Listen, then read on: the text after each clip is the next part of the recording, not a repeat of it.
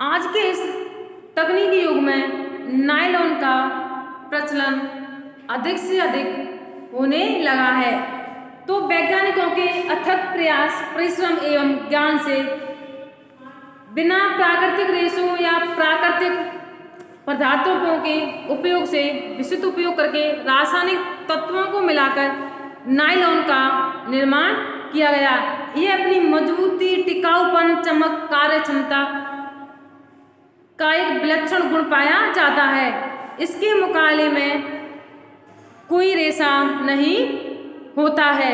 अतः हम कह सकते हैं कि नायलॉन सबसे सर्वोत्तम क्वालिटी का रेशा माना जाता है। नायलॉन को इसी कारण से जादुई रेशा यानी मैजिक फाइबर भी कहा जाता है। आपने दो पदार्थों को सुना होगा, ताप सुनम्य और ताप धरण, थर्मोप्लास्टिक, थर्मोसेटिंग।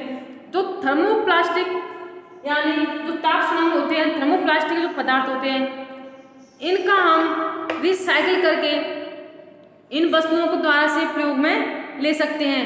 आपने देखा होगा जो फेरी वाले होते हैं, इन साड़ियों को, इनसे बनी हुई वस्त्रों को ले आते हैं, उसके बदले आपको कोई भी सामग्री दे जाते हैं। जो ताप सुनम्य प्लास्टिक वाले होते हैं, एक ताप सुनम्य पदार्थ होते हैं, इनको रिसाइकिल करके दूसरी वस्तु को बना सकते हैं। और कुछ जो थर्मोसेटिंग वाले होते हैं, ताप धरण होते हैं, इनका हम रिसाइकिल करके इनको द्वारा से प्रयोग में नहीं ले सकते हैं। जो आपका बैकलाइट आता है, जो बिजली का जो बोर्ड वगैरह होते हैं, उन्हीं के बने हुए होते हैं, इन्हें द्वारा से प्रयोग में नहीं ले सकते हैं। जो ताप सुनम्य होते हैं, इनको हम द्वारा से प्रयोग में ले सकते हैं, इनका संश्लेषण कर सकते हैं। तो ताप सुनम्य रेशे पॉलीमर रसायन से मिलकर बने हुए होते हैं। किससे मिलकर बने होते हैं? पॉलीमर रसायनों से। पॉलीमर होता है मतलब किसी कार्बन श्रृंखला में अधिक से अधिक अणुओं की संख्या, यानी अधिक से अधिक अणु एक श्रृंखला के रूप में पाए जाते हैं। अणुओं में श्रृंखलाबद्ध यानी एक चेन पाई जाती है इनके अणुओं की। इसे सुगम जीवन रेशा यानी जीवन को आसान बनाने वाला सुगम जीवन रेशा भी कह सकते हैं। नायलॉन को जादुई रेशा के साथ साथ सुगम जीवन रेशा भी कह सकते हैं। नायलॉन वैज्ञानिकों के प्रयास जादुई चिराग से उत्पन्न रेशा, जिसकी शक्ति, चमक, मजबूती, कोमलता, लोचशीलता, कार्यक्षमता, सौंदर्यता, स्थायित्व का गुण तथा विशेषताएं पाई जाती हैं। अब आता है इसका उद्गम यानी इसका विकास कहाँ से हुआ था? तो 20वीं शताब्दी में डॉक्टर बेलिस एच कैरोथर्स यानी इसका विकास करने वाले व्यक्ति का नाम है डॉक्टर बेलिस एच कैरोथर्स, जो ड्यू पॉन्ट कंपनी, कौन सी कंपनी में कार्य करते थे? ड्यू पॉन्ट कंपनी में एक रसायन शास्त्री थे। यानी इस कंपनी में इन्होंने पॉलीमर रसायन का निर्माण किया था। कौन से रसायन का निर्माण किया था? पॉलीमर रसायन का निर्माण। इसी पॉलीमर रसायन से ही नायलॉन का निर्माण किया जाता था। जो पॉलीमर होता है, एक से अधिक अणु मिलकर पॉलीमेराइजेशन, इसको पॉलीमर को बहुलक भी कह सकते हैं। क्या कह सकते हैं? बहुलक। इसको हम कह सकते हैं बहुलकीकरण, यानी पॉलीमर से पॉलीमेराइजेशन का निर्माण हुआ। इस पॉलीमेराइजेशन का अर्थ होता है अणुओं को श्रृंखलाबद्ध रूप में एकत्रित करना।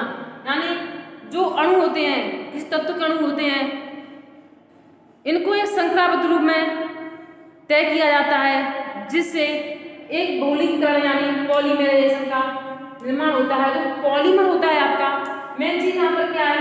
मुख्य बिंदु पॉलीमर। पॉलीमर होता क्या है? तो पॉलीमर आपका है हेक्सामेथिलीन डाइएमीन। क्या है?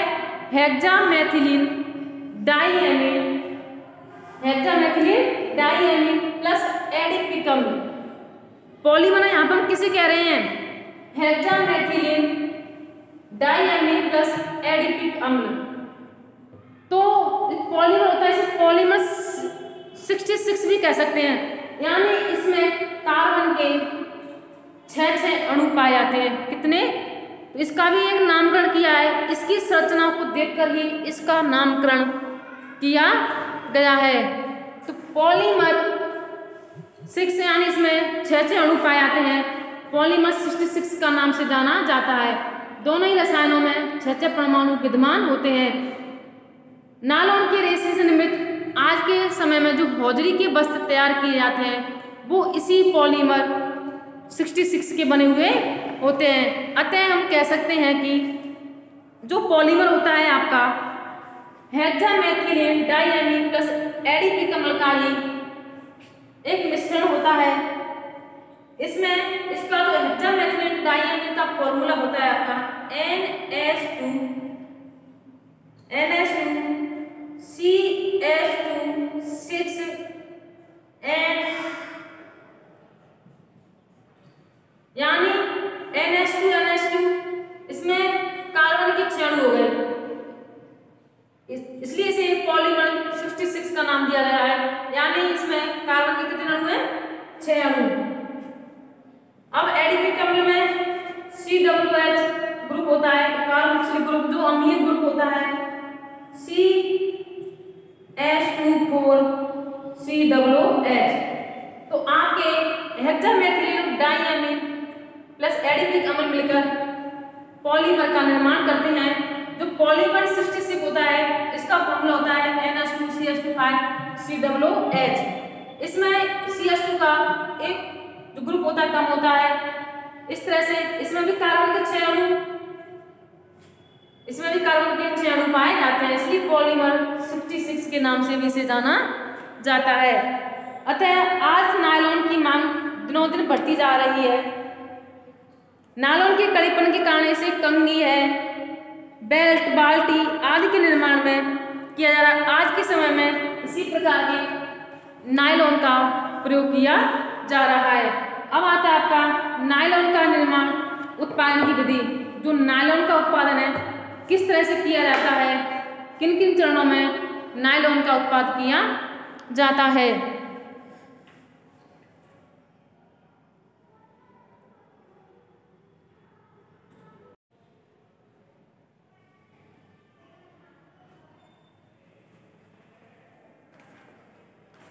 Hello student, good morning. आज हम आपको गृह विज्ञान विषय में मैं मीनू कुमारी प्रजापति प्रवक्ता होम साइंस आपका आज का अध्याय है ताप सुनम्य या संश्लेषित रेशे। ताप सुनम्य संश्लेषित रेशे यानी जो ताप सुनम्य संश्लेषित रेशे होते हैं ये आपके मानवकृत रेशे होते हैं, यानी मैन मेड फायर की श्रेणी में आपके रेशे होते हैं, वो आपके संश्लेषित रेशे की श्रेणी में आते हैं। तो ताप सुनम्य या संश्लेषित रेशे में आपका आज हम अध्ययन कराएंगे नायलॉन, थर्मोप्लास्टिक और सिंथेटिक फाइबर नायलॉन। ये रेशे इतने मजबूत एवं टिकाऊ होते हैं कि इनकी लटकनशीलता, प्रतिरोधक क्षमता सभी रेशों में महत्वपूर्ण मानी जाती है, इसलिए इसे संश्लेषित रेशे की श्रेणी में रखा जाता है। इस रेशे के निर्माण के लिए कई प्रकार की रासायनिक विधियों के द्वारा संश्लेषण करके इस रेशे को तैयार किया जाता है। तो ताप सुनम्य संश्लेषित रेशे आधुनिक युग का आधुनिक युग का सबसे अधिक वैज्ञानिक चमत्कार माना जाता है। आज के इस तकनीकी युग में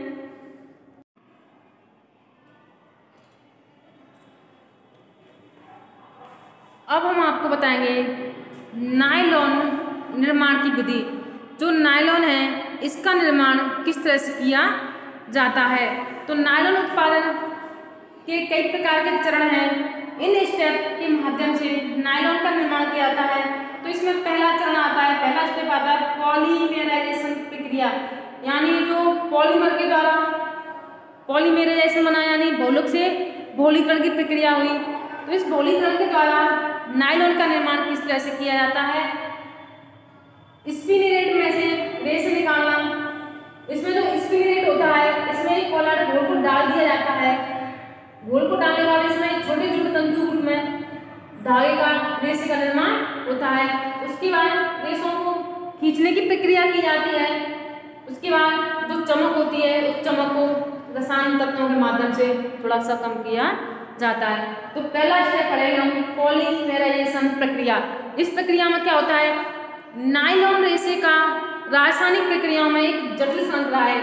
कैसी श्रृंखला है, यह एक जटिल श्रृंखला है, यानी सरल श्रृंखला नहीं, इसमें कई प्रकार के जो केमिकल्स होते हैं वो मिलकर एक जटिल संरचना का निर्माण करते हैं। इसमें आपके कार्बन है, हाइड्रोजन है, ऑक्सीजन है, नाइट्रोजन है, निश्चित एवं नियंत्रित अनुपात में एक संरचना का निर्माण करते हैं। इन तत्वों का अनुपात इस बात पर निर्भर करता है कि इस प्रकार का नायलॉन बनाया जा सकता है, वो उसकी रासायनिक शक्ति पर निर्भर करता है।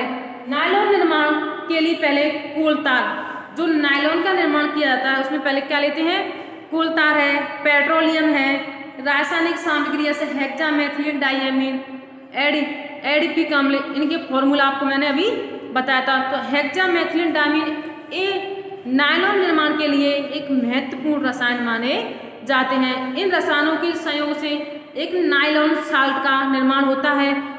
नायलॉन साल्ट को एक ऑटोक्लेव प्रेशर कुकर होता है, इसमें इस घोल को डाला जाता है तथा छोटे छोटे अणु मिलकर एक श्रृंखला का निर्माण करते हैं, जिससे लीनियर सुपर पॉलीमर, इस पॉलीमराइजेशन क्रिया में लीनियर सुपर पॉलीमर्स का निर्माण होता है।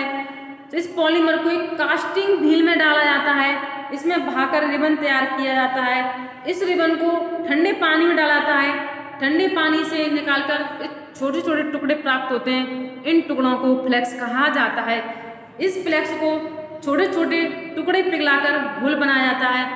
इस घोल को स्पिनरेट छिद्रों में ऊपर गुजारा जाता है तथा धागे का निर्माण किया जाता है।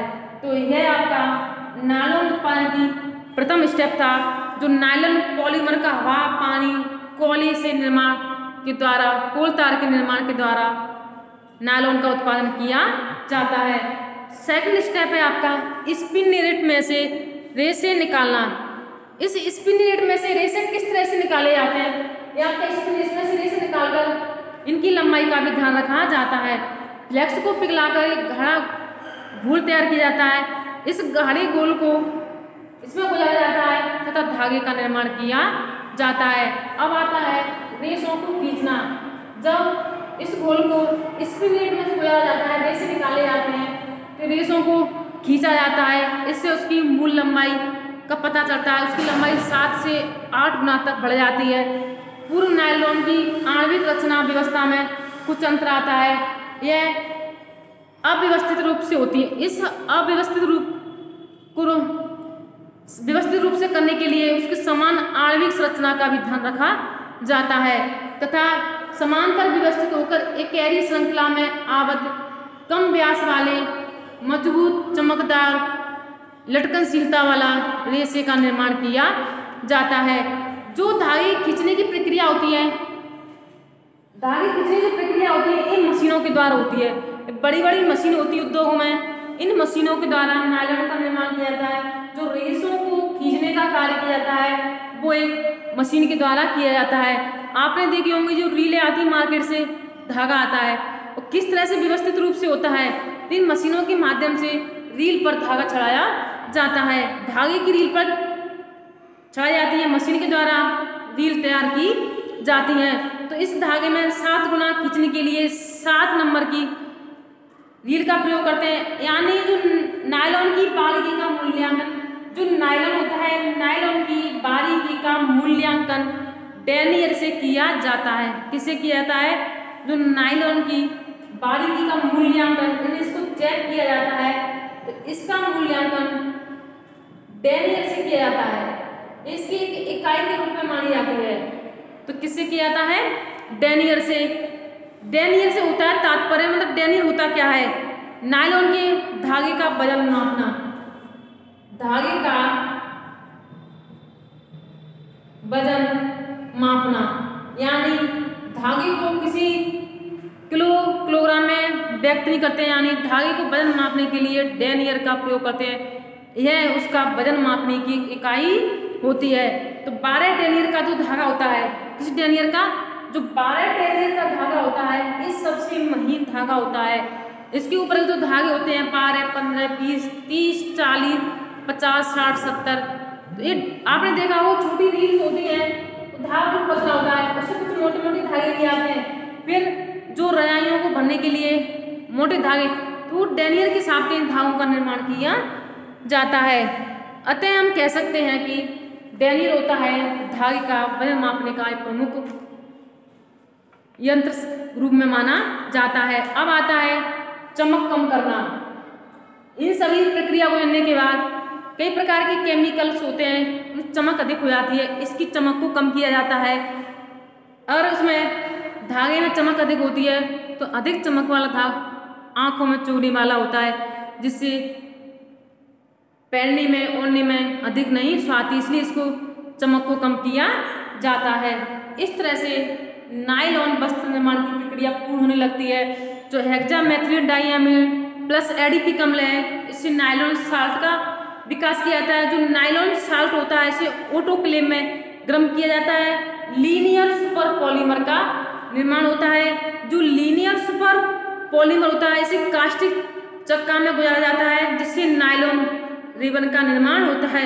जो नायलॉन रिबन होता है, इस नायलॉन रिबन को ठंडे पानी में डाला जाता है, जिससे रिबन जमने लगता है। जमा हुआ रिबन को छोटे छोटे टुकड़ों में काटा जाता है। जो नायलॉन फ्लेक्स का निर्माण होता है, जो आपके नायलॉन फ्लेक्स होते हैं उनको पिघलाकर गाढ़ा घोल तैयार किया जाता है। गाढ़े घोल को स्पिनिरेट में से गुजारा जाता है, नायलॉन का धागा तैयार किया जाता है। नायलॉन के धागे को मशीन में लगी रील 7 से 8 गुना तक खींचा जाता है, जिस सूक्ष्म बारीक लचीला नायलॉन के धागे का निर्माण होता है। वो आपके धागे कई प्रकार के होते हैं, इकेरे धागे भी होते हैं, बहुरेशीय धागे भी होते हैं, कता हुआ धागा भी उसमें होता है आपका, और टेक्सचर धागे भी इसमें होते हैं, लूप वाले धागे भी इसमें होते हैं। तो ये आपका नायलॉन के निर्माण की प्रक्रिया है, नायलॉन उत्पादन की प्रक्रिया है।